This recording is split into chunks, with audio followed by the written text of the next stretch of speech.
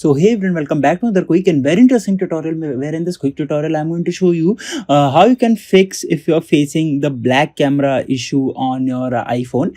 Now there are multiple reasons for the same. For example, if you are on, let's say, the beta version of software updates on your smartphone that contains a lot of bugs, so make sure not to go for the beta updates and get back to the public updates. And once you do that, now another thing that you can do is make sure the camera have all the permissions, and if it still not works, you can try hard resetting your iPhone, and in order to do it, just simply press volume up button once, volume down button once, and then press and hold the power button for about 10 to 15 seconds, and don't touch anything on the screen. It will itself restart the phone, and that will definitely help you.